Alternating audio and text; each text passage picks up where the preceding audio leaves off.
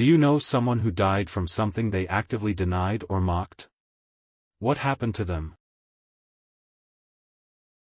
My uncle got in a drunken motorcycle wreck and had to have half his jaw rebuilt. Didn't take his antibiotics because, I never get sick. Well, he had never had his jaw rebuilt either. He died of the infection when it got to his brain. He died screaming in agony. That's my last memory of him. User replies. Holy shit, imagine dying because you refuse to take a pill daily, absolutely wild. User replies. Yeah, but he never gets sick. User replies. I bet he never got sick after dying that one time. Once knew a guy who would blather to me about his take on medicine. Said he had a tooth infection, but he was taking loads of essence of garlic because that detoxifies your blood. He died the next day from the infection getting to his brain. I had a friend in high school who drove erratically. He was my close friend, but I never let him drive me anywhere and told him he drove too fast and took too many risks. He once followed in his own car and ran a red light downhill because, it's 3 a.m., who is on the road? He was so young. He died in a car accident driving erratically just shy of his 17th birthday. There were 3 other kids in the car, and the 2 in the back were almost unharmed, dislocated shoulder and glass cuts from the windows. My friend died on impact and the girl in the front seat had a traumatic brain injury. Edit. For all the people wondering if this is from their school, it is crazy how many details line up with other instances but other states. Truly terrifying.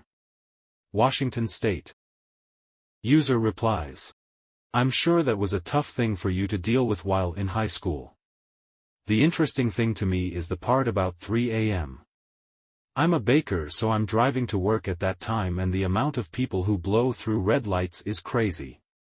They really do think no one is on the road at that time, but there are plenty like me who have weird work hours.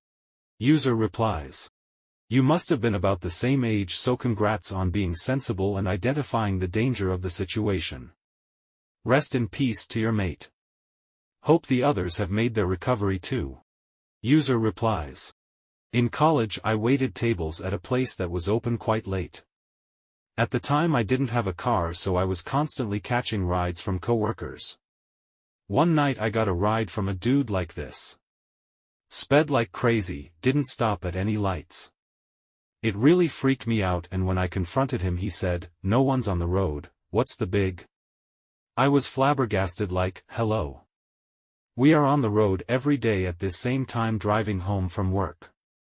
You think we're the only servers/bartenders trying to get home right now? There weren't a lot of cars out. But there were definitely some cars out. Less than 6 months later that dude lost his license from unpaid tickets. Happy nothing worse happened. The lawyer that fought against helmet laws for motorcycles in Florida was killed along with his significant other in a motorcycle crash.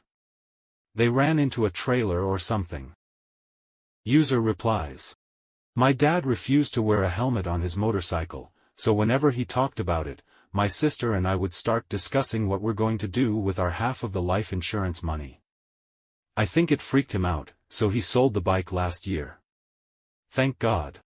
User replies. A creative and realistic approach to take. Good for you. User replies. Friend of mine always used to ride with an open-faced lid. We kept pushing him to get a full face, but I like to feel the wind on my face. During his accident, he hit the side of a car and was flung over the bonnet. When he hit the road, his lower jaw was ripped off. My uncle insisted that the link between smoking and cancer was a bunch of hippie do-gooder bullshit. Guess what he died of? My mother died of end-stage liver failure. It was caused by drinking. She went to her grave telling people she had some weird genetic liver problem. When faced with a gastroenterologist who knew better, she wouldn't fess up. According to her, she could just get a new liver and continue living. Nothing the medical professionals or I could do to convince her that she didn't qualify because of life choices. She hadn't been sober long enough. When alcohol wasn't offered, she began turning to food instead. She ended up dying in hospice 6 years ago. What kills me is the amount of time I spent taking her to Dr. Apt's, trying to take her to AA meetings, but according to her all of her liver problems were my problem, not hers. User replies. My brother's wife died just like that. Worst thing I've ever seen. She was made fully aware that she needed to stop drinking or die, and she kept drinking. User replies. Same with my brother 2 years ago. Had no idea he was drinking so much, got a call from my sister-in-law who asked if I wanted to say goodbye to him over the phone, as he only had minutes to live. Such a horrible waste when people die like this. Glad my dad, who was big in AA, didn't have to deal with this.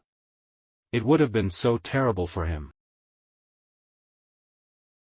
My uncle. First went his eyes, then he couldn't walk, then his leg. Diabetes is a slow killer. You actively see someone die right in front of you and unfortunately there's nothing you can do about it. Especially if they refuse to change their eating habits. My uncle thought that seatbelts were for cowards. He was a good driver, the drunk driver that killed him wasn't. User replies. There was a car commercial, nearly 30 years ago, that I still remember. There's a guy driving down a highway and the voiceover says, "You could be the safest driver in the world. Hands at 10 and 2. Always check your blind spot." Then the guy gets passed by a car carrier full of wrecked cars and the voiceover continues, "But what if everyone else isn't?" User replies. My brother, same. Guy that hit my aunt's truck was OD'd on fentanyl.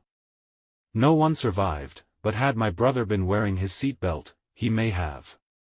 We will never know. User replies. It may just be me, but it seems like everyone who refuses to wear a seatbelt just happens to know someone whose head got cut off by one during a wreck. Even when I was in high school people would say this. I mean, we all knew the same people. That didn't happen. User replies. My mom survived a car accident because she wasn't wearing her seatbelt. The police officers and firefighters said it was the damnedest thing, but our crash was severe and parts of the engine ended up in the passenger seat. The way her body got moved after the first impact saved her from the second and third hits. However, she was probably the biggest proponent of wearing seatbelts that I ever knew. She would have been killed if she had been wearing hers, but my sister and I would have died without ours. She knew she was the outlier. User replies. The graveyard is full of people who had the right of way. User replies. I'm frequently a pedestrian and my own philosophy is that I have the right of way, in theory. In practice, I take no chances. We're halfway through. Enjoyed the stories so far? Let me know by hitting the like and subscribe button to help me grow. Enjoy the rest of the video. A prominent American MLM person just died of colon cancer after refusing traditional treatment and documenting the whole thing. She was diagnosed at stage 4 in January or February and they told her she wouldn't live to October without treatment. She died a few weeks ago and she filmed a live a few days before saying the cancer was shrinking when in reality she had been told she had days to live. User replies. Ugh, yes. I've seen the last live she filmed. She was wincing in pain, from stage 4 colon cancer, and was trying not to cry while covering it with laughter and a kind of frantic silliness. She said she had just been called by the oncologist who told not to worry about scans anymore. She said that must mean the cancer was gone and she was so happy. People in the live chat were celebrating and saying how happy they were she was healed, when it should have been clear to everyone that she was terrified. In the year before her death she'd lost a significant amount of weight and said she'd been bleeding profusely, but she claimed to have no symptoms and to be the picture of health. Honestly, just a horrible story. One of the worst parts was hearing her believe/spread misinformation. She refused chemo because she thought the oncologists were trying to trick her out of money. She said MD Anderson was a crooked hospital full of chemo pimps who rudely told her she'd be dead by October if she did nothing. Yet she paid hundreds of thousands of dollars to holistic doctors, spiritualists, and life coaches who told her she could beat the cancer her own way. She swallowed essential oils, did 4 coffee enemas a day, and went on water fasts. And until the last week of her life she was still doing live coaching videos and trainings. Everyone around her was encouraging this. She'd cut off her family because they were trying to sell chemo to her. After she died, the life coaches and distributors immediately began making self-serving posts. One posted a video about her death where he got her birth date wrong and spent the time talking about himself. Another posted crying videos from the hospital, with no tears, then began posting from Jessie's penthouse balcony saying Jessie would have wanted her to move on. All members of her MLM refused to believe that she had died of colon cancer. She had healed herself from that. Her death must have been from an infection caused by those kidney stones, the cancer pressing on her kidneys. Jessie was famous in the MLM industry and was truly destroyed by it. She died in such denial it doesn't seem like she had her affairs in order. Her family was given next of kin rights. They put out a simple obituary saying she died of colon cancer. They held a funeral only for friends and family only, no life coaches, MLM people, etc. She was only 34. She died just before October, as her doctors had predicted. User replies. Ironic that someone involved in an MLM was worried that someone was trying to scam her by selling her something. The CEO of OceanGate denied warnings from others about his soon-to-be grave submarine. He didn't listen. I didn't personally know them, but when I lived just outside of Yellowstone National Park, I met or saw quite a few people who thought the danger warnings were stupid/not for them, usually bison or hot springs. Was there when a person got gored by a bison 2 summers ago near Old Faithful? I think they lived, but there's an entire book cataloging deaths in the park and a good number of them are people who just didn't listen to warnings and decided they needed to see how hot the clearly marked pool of boiling acid was or something. User replies. It reminds me of all the tourists who go hiking in our mountains. I live in the Alps. And they are always surprised that a specific route is really as hard. There are different levels, as described or warned about. There are signs too for specific routes where you need specific gear. Sometimes they are even warned by the Bergrettung, mountain rescue, to not go further. This example was of some free riders, as the avalanche warning was around 2 to 3, 4 is highest. They were young, not familiar with the mountains there as it was a weekend trip. They came down, were warned a second time. Got up a second time. Whoom. 2 dead from an avalanche. Happens all the time. Or people ignoring the signs that they should not come close to the cows on our alms. They are up the mountains all summer. There are various warning signs. And usually the cows have their calves and are very protective. So especially when you have a dog with you, never ever go close to them, even not entering their terrain. But people, especially tourists from specific countries, ignore it, go in there with their dogs and get attacked. Sadly there are deadly cases, where the family wanted to sue the farmer, although he did everything right. Some people are injured and also try to sue. But thankfully nothing ever happened. Farmers here are far from wealthy and earn enough living from themselves and their families. And it happens again. Because people think they can go wherever they want and that the alm, mountain whatever belongs to them and should suit them. I cannot anymore with those people. Respect nature and accept their rules. Or you gonna find out. User replies. When I lived in Arizona, we had tourists who would die trying to hike in 120 weather even though there's warnings on every hike and every local will tell you that if you want to hike in the summer, you better start at 5 a.m. and be done by 10 a.m. People don't understand how hot the desert is. User replies. It's been years since I've lived near the beach here in Rhode Island, but the number of people who let their children climb out on slippery rocks is ridiculous. Locals shouting at them, lifeguards shouting at them. One good wave and they're gone. Only saw one young man die, but that was enough. A coworker that became a good friend.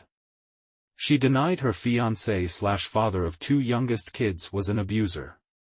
Even after a DV situation resulting in a broken nose, jaw, and lacerated spleen. She also denied she was addicted to meth and could stop anytime. He provided her the drugs. So when she broke up with him, within 1 week was back. Always went back. He shot and killed the father of her two older kids, then shot and killed her, then ran over her body to make sure she was dead, in front of her kids. In a Walgreens parking lot.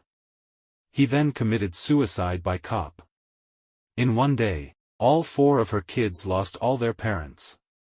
This happened about 6 weeks ago and I'm still reeling. User replies. Even being near a situation that bad is traumatizing. I'm sorry you lost your friend. People reading this story, consider those willing to physically abuse their partners as potential murderers. Do not allow DV to be normalized in any way. User replies. What's so infuriating is that when the first incident happened, she pressed charges. One would think it could have been attempted murder, as he was recorded screaming he was going to kill her during the attack. Her 7-year-old recorded it on her phone. However, he pleaded guilty to a lesser charge, misdemeanor battery. He sat in a country jail for 10 months. Had it been taken more seriously at that time, she could still be alive. She was only 38. All the tourists in Hana, Maui who don't heed the posted warnings and locals' advice about the flash floods. The last time we were there 3 people had died in separate incidents. 2 went right under a waterfall and another died being swept out at Venus pools. So sad and happens almost annually there. My dad. I along with other family members kept trying to warn him he had a drinking problem. He was a good guy and would go out of his way to do the most for me and others, don't get me wrong. I miss him very much. But this was a flaw of his that he denied and would even laugh at. My biological mother was abusive towards him, she ended up abandoning the both of us. I think it started from there as an unhealthy coping mechanism. He ended up getting liver cancer/liver cirrhosis and passed away within a year of his diagnosis. I wish he would have just listened to us/taken it seriously. He didn't die but. I'm nearly 30 and had never seen my dad going to a doctor's appointment for a checkup. He was obese, ate quite a lot and did absolutely zero physical exercise, just as me, up until my late teens. Not even a question of money, we have free healthcare. He constantly joked that he'd never go to a doctor because doctors would say he was unhealthy and would forbid him from eating his favorite foods. At 59 he felt bad enough that he drove himself to the hospital. It was atherosclerosis and blood glucose of almost 400. He was immediately admitted, put on insulin and mandatory bed rest, and it took 1 week, 3 tries and one of the country's lead doctors on cardiovascular surgery to unblock that artery and place a stent. Now he does in fact not eat most of his favorite foods regularly but doesn't really deny himself anything, just manages food a lot better. A few years back I was working at a barn and a thunderstorm rolled in.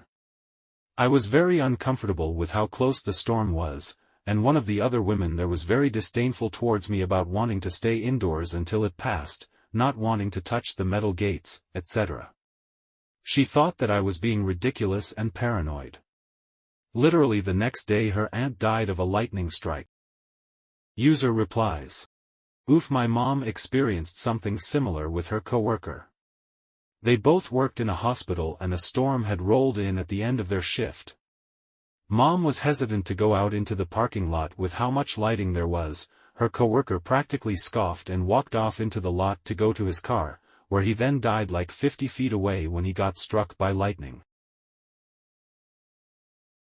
I work at a ski resort. People think that we are so strict about ducking ropes because we are greedy or don't want people to have fun. The reality is that once you cross that rope, if you aren't reported missing, we can't save you. The snow isn't groomed and you can fall right through it or even get pulled into a tree well. We will retrieve you in spring when the ice has thawed during body week. Speeding. Friend's cousin would always brag about how fast they drove everywhere and how good they were at it. One night he just wrapped himself around a tree. Supposedly he was sober too. As we come to the end of this video, I want to express my gratitude for your time and attention. If you've enjoyed what you've seen and want more of it, please don't forget to subscribe. Your support is what fuels this channel, and together, we can continue to grow and bring you even better content in the future. Thanks again, and until next time.